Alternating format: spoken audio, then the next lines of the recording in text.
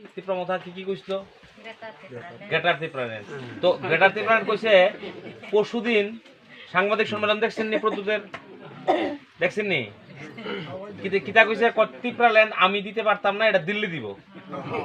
তো দিল্লি দিলে তো দিল্লির পার্টি ওই আছে পদ্মপুর, তোমার কাছে কেন যেতাম? হ্যাঁ, দিল্লি দিলে তো দিল্লির পার্টি আমার কাছে আছে, তোমার কাছে ভাইয়া যাওয়ানোর কোন দরকার? ঠিক না?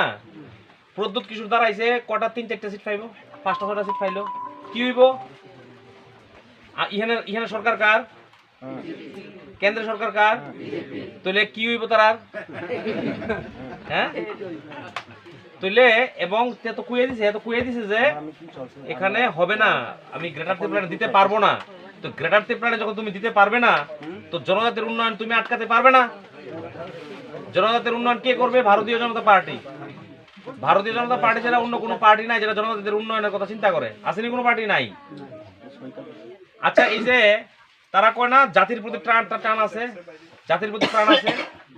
প্রদ্যুৎ কিশোরের মা ইহান থেকে জিততে মন্ত্রী হয়েছে না? হ্যাঁ, কি করছে? একটা কাজ কোন যে করছে, এটা আপনার মনে আছে? কিছু করছে নি? কিছু করছে? হাইরা গিয়া আর আইসে নি 93-এ? কোন খোঁজ খবর রাখছে? তাহলে মাতার বাড়ির মানুষ, মাতার বাড়ির জনজাতি তীব্রামথারে বয়কট করা উচিত। জিজ্ঞেস করা উচিত যে আপনারা যখন ক্ষমতায় ছিলেন, মন্ত্রী ছিলেন, আপনারা কি করছেন এখানে আমরা লেখা? তারা যদি জাতির প্রতি টান থাকতো, জাতির প্রতি যদি মায়া মমতা থাকতো, মাটির প্রতি টান থাকতো, রাজবাড়িটা বিক্রি করেনি? রাজবাড়িটা 80 লক্ষ টাকা দিয়ে বিক্রি করে দিয়েছে রাজ্য সরকারের কাছে। আমনে যে বাড়ি থাকেন, বাড়িটা ভালোবান তো? হ্যাঁ, বাড়িটা বেচবেন নি? বাড়ির প্রতি একটা মায়া মমতা আছে না? তো কারা বাড়ি বিক্রি করতে পারে? যারা মায়া মমতা নেই তারা বেঁচে যাবো গা। আর যারা অভাবে থাকে, অভাব অনটন হইলো, কোনো চিকিৎসার ব্যাপার হইলো, তখন বেচলাম। আর যদি অভাব অনটন না থাকে তাহলে কে লিখে বেচুম? তোর মায়া মমতা নাই, তো রাজার তো টাকার অভাব নাই, তারা তো টাকার অভাব নাই, রাজবাড়ি কে বিক্রি করছে? টান নাই, প্রাণ নাই। আমি কোন ভাষায় কথা কইতেছি? বাংলা ভাষা। এটা কি আমার মাতৃভাষা, জন্মের পরে ভাষায় কথা কই। তো হে কি এর জনজাতির প্রিয়, হে কি এর থানসার কথা কয়, হে ককবরক জানেনি? জানেনি ককবরক? তো না জানলে কি এর কথা কয়? আপনারা এই জিনিসটি বোঝার বিষয় আছে। থানসার কথা কয়, ভাষা জানে না, রাজবাড়ি বিক্রি করছে। এই অঞ্চলে তারা দুইবার দাঁড়াইছে, দাঁড়ায় জিতছে, হের বাবা এমপি আসলো, তারা এই রাজ্যের জনগণের জন্য কি করছে? কিচ্ছু করছে না। অক্ষণ হ্যাঁ পরশুদিন কয়ে দিয়েছে গ্যাটারাতে প্রাণ দিতে পারতাম না। তো না দিতে পারলে আর জনজাতিরা তোমার পিছিয়ে কেলিয়ে ধরাইতো? তাহলে তুমি তার সাথে বাটপারি করছো, তারা ধোকা দিছো। হ্যাঁ, এডিসির সময় একটা হাওয়া তুলছো, এডিসি দখল করার লেগে, দখল করে মানুষের লেগে কি করছো? তোমার এডিসিতে যারা তোমার এমডিসি তারা কই থাকে? একটা তীব্রামথার এমডিসিও জায়গা থাকে না, সব আগরতলা।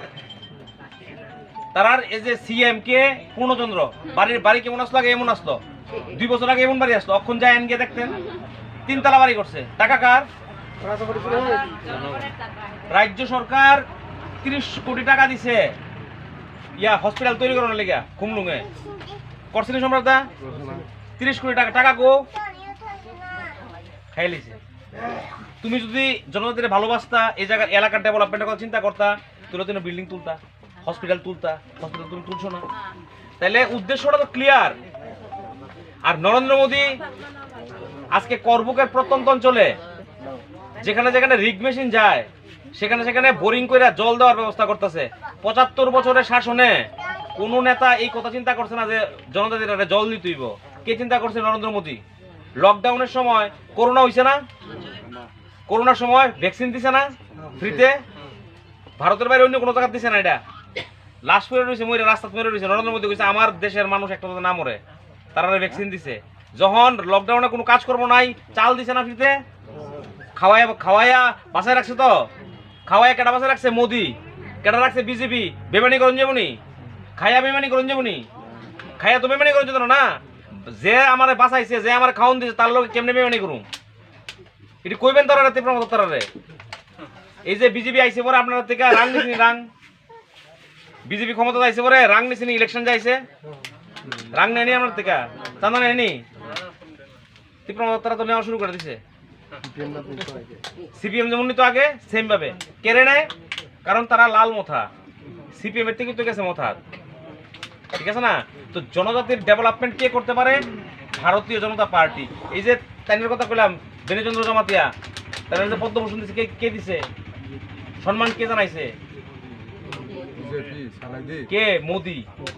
এনসিতে পরমারে দিছে কে সম্মান জানাইছে? মোদি। থাঙ্গাটা ডারলংরে কে দিছে? মোদি। এই যে রিসা পরে রাখছে, এটা কেডা তৈরি করে? আমরা জনজাতি মা বোনরা তৈরি করে এই রিসাটা কেউ চিনতো নি? বিজেপি আউনের আগে 5 বছর আগে কেউ চিনতো? কেডা চিনাইছে? বিজেপি চিনাইছে। সারা বিশ্বের দরবারে রিসারে লয়ে গেছে। এখন যদি এরকম একটা রিসা পরার লোক যদি কেউ দেখে, কোন জায়গায় দেখে? কলকাতা বা বোম্বে, কইব এটা ত্রিপুরার ছেলে, এটা রিসা ত্রিপুরার পরিধান। আর বিজেপি রিসা পরান শিয়াইছে, এমন শিয়াইছে, এখন মোথাও পরে, এখন কংগ্রেসও পরে, এখন সিপিএমও পরে। এতদিন কই আসলো?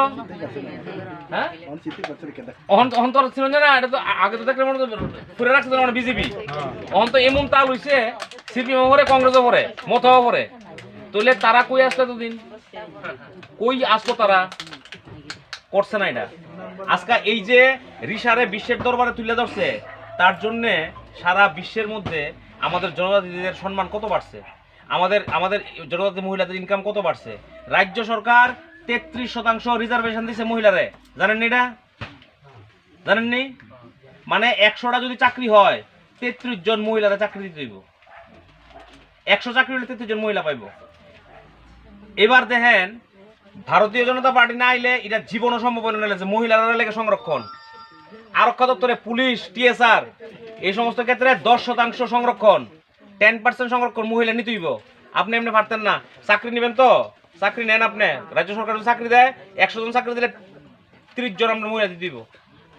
আর আরক্ষা দপ্তরে যদি আপনি 100 জন নেন, 10 জন মহিলা দিতে হইব। এরপরে সেলফ হেল্প গ্রুপে আসেনি না কেউ? টিআরএলএম সেলফ হেল্প গ্রুপ আছে না?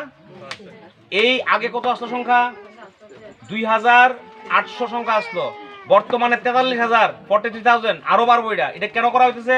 গ্রামীণ মহিলাদের অর্থনৈতিকভাবে স্বয়ংসম্পূর্ণকরণের লেগা। আর সিপিএম আমলে কিটা করতো? নারী সমিতির নাম করে লম্বা লম্বা মিছিল করাইতো, স্বামী স্ত্রীর মধ্যে ঝগড়া লাগাইতো, কেস খামার দেওয়া হইতো, পিটাপিটি করতো, এডিট তো।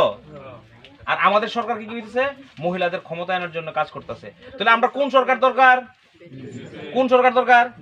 বিজেপি সরকার দরকার, ভারতীয় জনতা পার্টি সরকার দরকার। এই সরকার এক ত্রিপুরা শ্রেষ্ঠ ত্রিপুরা করার লক্ষ্যে কাজ করতেছে।